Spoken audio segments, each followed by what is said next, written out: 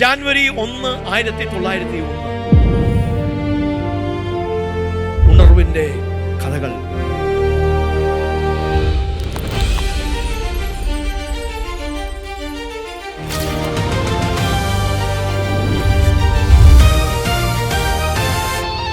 ഉണർവ് ഭൂമിയിൽ വെളിപ്പെട്ടപ്പോൾ, ചരിത്രത്തിൽ വെളിപ്പെട്ട മറക്കുവാനാകാത്ത സമയങ്ങളാണ്.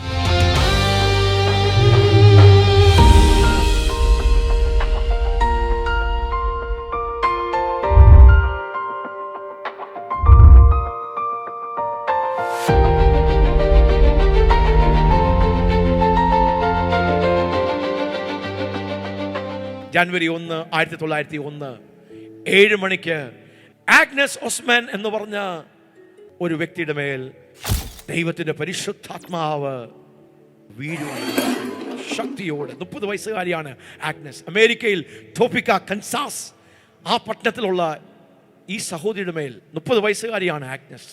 അവളുടെ മേൽ ദൈവത്തിന്റെ പരിശുദ്ധാത്മാവ് അതിശക്തിയായി വീണു.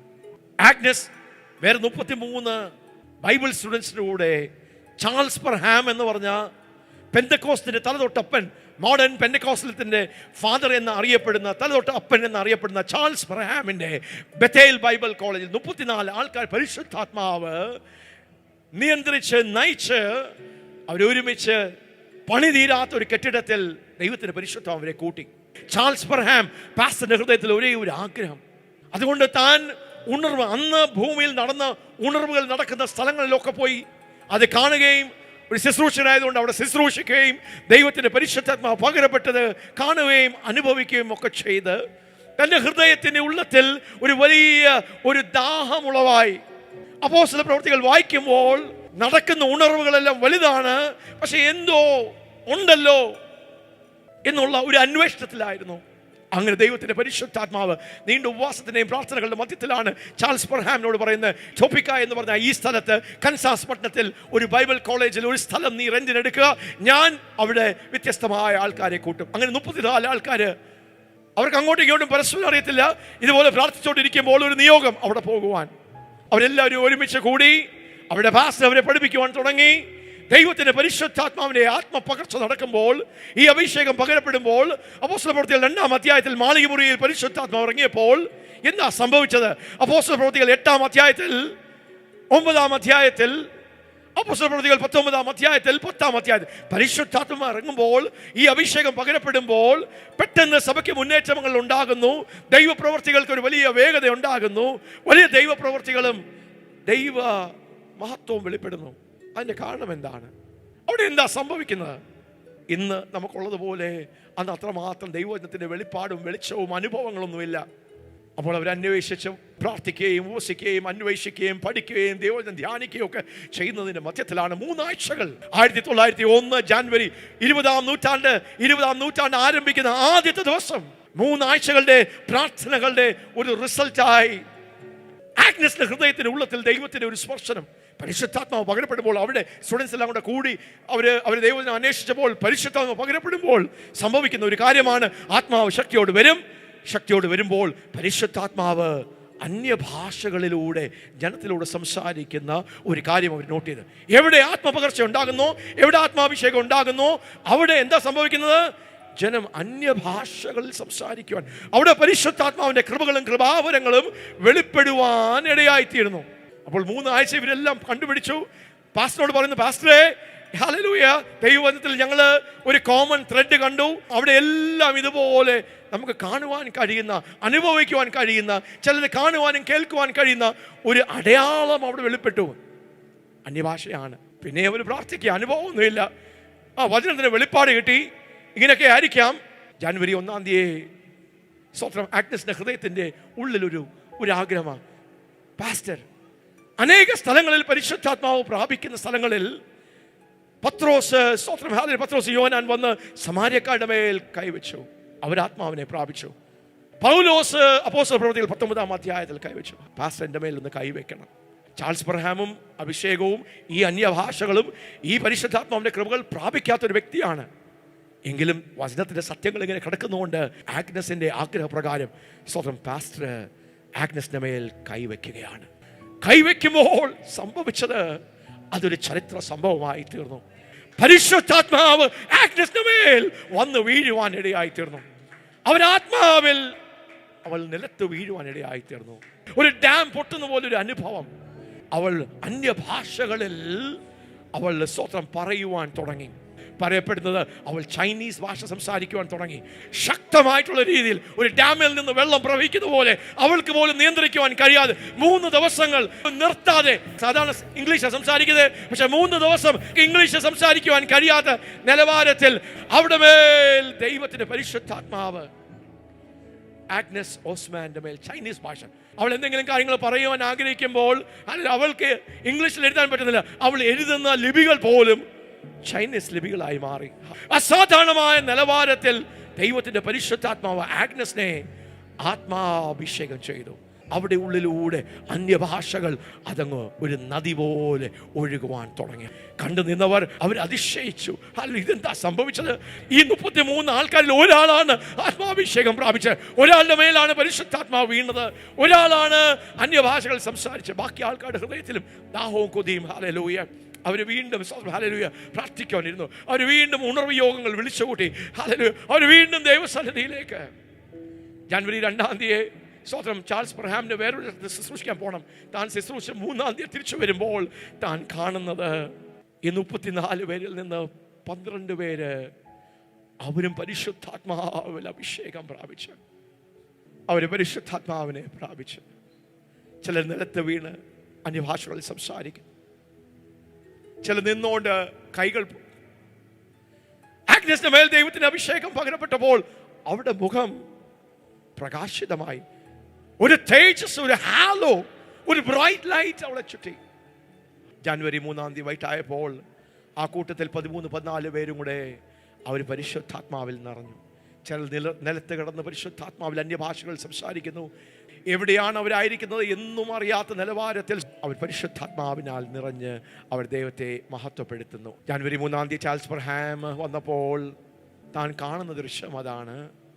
എന്താ, സാധാരണ സ്റ്റുഡൻസ് വരുമ്പോൾ സാർ, പാസ്റ്റർ എന്നൊക്കെ വിളിക്കുന്ന, പക്ഷെ അവര് ഭൂമിയിലല്ല, ഒരു സ്വർഗത്തിന്റെ അന്തരീക്ഷം, ഒരു സ്വർഗത്തിന്റെ പ്രതീതി കയറി വന്നപ്പോൾ ആ മുറി മൊത്തവും പ്രകാശം കൊണ്ടും ദൈവസാന്നിധ്യം കൊണ്ടും ദൈവമഹത്വം കൊണ്ടും നിറഞ്ഞിരിക്കുന്ന ഒരു അനുഭവം, ഒരവസ്ഥ. ആഗ്നസ് ഓസ്മാനെയും 12-13 ആൾക്കാരെയും ദൈവത്തിന്റെ പരിശുദ്ധാത്മാവ് ഇതുപോലെ സന്ദർശിച്ചവർ ആത്മാവിൽ നിറഞ്ഞ് അന്യഭാഷകൾ, അപ്പോസ്തല പ്രവൃത്തികൾ, പെന്തക്കോസ്ത് വീണ്ടും ഭൂമിയിൽ ദൈവം യഥാസ്ഥാനപ്പെടുത്തുന്ന അതൊരു വലിയ ടൊപ്പിക്ക ഉണർവ് കൻസാസിൽ വെളിപ്പെട്ട ഒരു ദൈവത്തിന്റെ ഉണർവായി ചാൾസ് ബ്രഹാം പാസ്റ്റർ കണ്ടപ്പോൾ തനിക്ക് ഈ അനുഭവമില്ല. തൻ്റെ സ്റ്റുഡൻസ് എല്ലാം ആത്മാവിൽ നിറഞ്ഞിരിക്കുന്നു, അവരെല്ലാം അന്യഭാഷകൾ സംസാരിക്കുന്നു. അപ്പോൾ താൻ ദൈവത്തോട് ചോദിക്കുക, ദൈവമേ, എന്നെയും അങ്ങയുടെ ആത്മാവിനാൽ അങ്ങ് നിറയ്ക്കുകയില്ലയോ? God, will you not fill me with the Holy Spirit? അപ്പോൾ പെട്ടെന്ന് താൻ പ്രാർത്ഥിക്കുമ്പോൾ ദൈവത്തിന്റെ പരിശുദ്ധാത്മാവ് തന്നോട് ഇടപെടുക. ചാൾസ് ബ്രഹാം, ചാൾസ്, നീ വില കൊടുക്കാൻ തയ്യാറാണോ? നിന്റെ മേൽ ഞാനിത് പകരും. പക്ഷെ ഇതിന് വലിയൊരു വിലയുണ്ട്. ഒത്തിരി വിമർശനങ്ങൾ ഉണ്ടാകും, ഒത്തിരി എതിർപ്പുകൾ ഉണ്ടാകും, ഒത്തിരി തെറ്റിദ്ധാരണകൾ ഉണ്ടാകും. ഇത് ഭൂമിയിൽ ഞാൻ വീണ്ടും തുറന്നു വിടുമ്പോൾ ഇതിനെ ഉൾക്കൊള്ളുവാൻ കഴിയാത്ത നിലവാരങ്ങളിൽ നിന്നെ വിമർശിക്കും, നിന്നെ ഉത്തപ്പെടുത്തും. You will be rejected. The price for this revival is going to be heavy. Are you ready, Charles Branham? രണ്ട് കരങ്ങളും ഉയർത്തി ഞാൻ പറഞ്ഞു, ദൈവമേ, I am ready, God. അങ്ങയുടെ ആത്മാവിനെ എൻ്റെ മേൽ പകരണമേ. അങ്ങനെ ചാൾസ് ബ്രഹാം തന്നെ താൻ ഏൽപ്പിച്ചു കൊടുത്ത് തന്നെ തുറക്കുമ്പോൾ പരിശുദ്ധാത്മാവ് അതിശക്തിയോടെ ചാൾസ് ബ്രഹാമിന്റെ മേൽ വന്ന് വീഴുകയാണ്.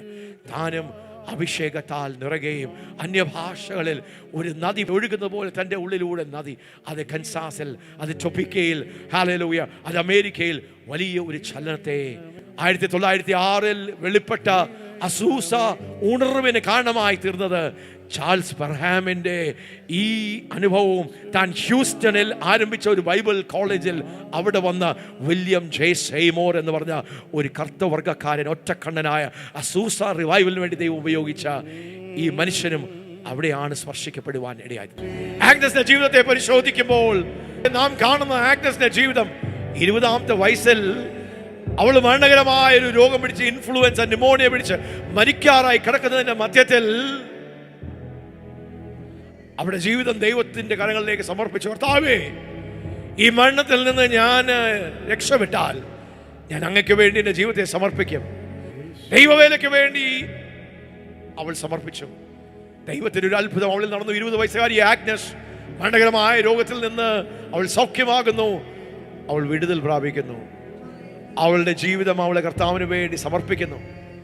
ചൈനയിൽ മിഷണറിയായി പോകുവാൻ അവളുടെ ജീവിതത്തെ അവൾ സമർപ്പിച്ച് ബൈബിൾ കോളേജുകളിൽ പോയി ഒരു മിഷണറി ജീവിതത്തിന് വേണ്ടി, ശുശ്രൂഷകൾക്ക് വേണ്ടി ഒരുക്കിയെടുക്കുന്ന ഹൃദയത്തിന്റെ ഉള്ളത്തിലുണ്ടായിരിക്കുന്ന അസാധാരണമായ ഒരു ദാഹം, ദൈവത്തിന് വേണ്ടി ഉപയോഗിക്കപ്പെടണമെന്ന് ഒരു കൊതി, ദൈവരാജ്യത്തിന്റെ സുവിശേഷം രാജ്യങ്ങളിൽ ചൈനയിൽ കൊണ്ടെത്തിക്കണമെന്ന് ഒരു സമർപ്പണം. അതേ പ്രിയപ്പെട്ടവരെ, ആ കരം രണ്ടും ഒന്ന് ഉയർത്തിപ്പിടിക്കാം. എവിടെയാണ് പരിശുദ്ധാത്മാവ് വീഴുന്നത്? എവിടെയാണ് പരിശുദ്ധാത്മാവ് അളവില്ലാത്ത നിലവാരത്തിൽ പകരപ്പെടുന്നത്? എവിടെ സമർപ്പണമുണ്ടോ? എവിടെ ദാഹമുണ്ടോ? എവിടെ ദൈവത്തിന് വേണ്ടി പ്രയോജനപ്പെടണമെന്ന ഒരു തീരുമാനമുണ്ടോ? എവിടെ സ്വന്തം ജീവിതം ഒഴിച്ച് ദൈവത്തിന് വേണ്ടി ഏൽപ്പിക്കുവാൻ, ആദ്യം അവന്റെ രാജ്യവും നീതിയും അന്വേഷിക്കുവാൻ ആ ഓൾത്താരയിൽ നമ്മുടെ ജീവിതങ്ങളെ ഏൽപ്പിക്കുന്ന ആരുണ്ടോ അവിടെ ദൈവത്തിന്റെ പരിശുദ്ധാത്മാവിനെ ദൈവം പകരും. നമുക്കൊന്ന് ഏൽപ്പിക്കാം, സമർപ്പിക്കാം. ഈ ദിവസങ്ങളിൽ ആത്മാവ് പകരും. ആത്മാവ് പകരും. അവിടെ പകർന്നത് എന്താണെന്നറിയാമോ? ഈ ദിവസങ്ങളിൽ ഒരു ഉണർവുണ്ടാകുകയാണ്. വ്യത്യസ്ത ദൈവപ്രവർത്തികൾ നടക്കുന്നതിന്റെ മധ്യത്തിൽ പരിശുദ്ധാത്മാവ് തന്റെ കൃപകളെയും കൃപാവരങ്ങളെയും, 1 കൊരിന്ത്യർ 12-ാം അധ്യായത്തിൽ 9 കൃപാവരങ്ങളെയും, there is going to be a restoration, a recovery and a revival of the 9 gifts of the Holy Spirit. പരിശുദ്ധാത്മാവിന്റെ കൃപകളും കൃപാവരങ്ങളും ഉയർന്ന നിലവാരങ്ങളിൽ ദൈവസഭയിലേക്ക് ദൈവം അതിനെ പകരുക. അവൾ വിവിധ ഭാഷകളിൽ, അന്യഭാഷകളിൽ അവൾ ദൈവത്തെ മഹത്വപ്പെടുത്തി. അവൾ ഒരു അത്ഭുതമായി, ഒരു അടയാളമായി തീർന്നതുപോലെ യേശുവിൻ നാമത്തിൽ, യേശുവിൻ നാമത്തിൽ ഈ പരിശുദ്ധാത്മാവ് പകരപ്പെടട്ടെ. ഹല്ലേലൂയ. ഈ ദിവസങ്ങളിൽ ആത്മാവ് അതിശക്തിയോട് പകരപ്പെടുന്ന ദിവസങ്ങളായി നമ്മുടെ കൂട്ടായ്മകളിൽ, നമ്മുടെ കൂട്ടങ്ങളിൽ, നമ്മുടെ ഉപവാസ പ്രാർത്ഥനകളിൽ, നമ്മുടെ കൂടിവരവുകളിലെല്ലാം ദൈവം അത് ചെയ്യും. നമ്മുടെ ഹൃദയം ഒരുങ്ങിയാൽ, നമ്മുടെ മനസ്സ് ഒരുങ്ങിയാൽ, നാം മനസ്സ് പുതുക്കി നമ്മെ തന്നെ ഒന്ന് ഏൽപ്പിച്ചാൽ, പരിശുദ്ധാത്മാവ് അളവില്ലാത്ത നിലവാരങ്ങളിൽ വ്യത്യസ്തമായ കൃപകളും കൃപാവരങ്ങളാലും അത്ഭുതങ്ങളാലും അടയാളങ്ങളാലും ദൈവത്തിന്റെ വീര്യപ്രവർത്തികളാലും പരിശുദ്ധാത്മാവ് ആഗ്നസിന്റെ മേൽ വീണതുപോലെ, ആ 34 വേണ്ട മേൽ വീണതുപോലെ, കൻസാസിൽ അതൊരു ഉണർവായതുപോലെ അടുത്തുണർവ് യേശുവിനൂരിൽ ജനം കാണുമാർ, ദേശങ്ങൾ അറിയുമാർ, ലോക രാജ്യങ്ങളിൽ ഒരു വാർത്തയായി. ഒന്ന് ഏൽപ്പിച്ചു കൊടുക്കാം. കരം അടിച്ച് നമുക്ക് കർത്താവിനെ നന്ദി പറയാം. അതെ, അങ്ങനെയുള്ള സമയങ്ങൾ, ദിവസങ്ങൾ നമ്മുടെ മേൽ ആസന്നമായിരിക്കുന്നു. We are in such times as this. അങ്ങനെയുള്ള സമയങ്ങളിലേക്ക് ദൈവം നമ്മളെ കൊണ്ടുവന്നിരിക്കുന്നു. ആമേൻ.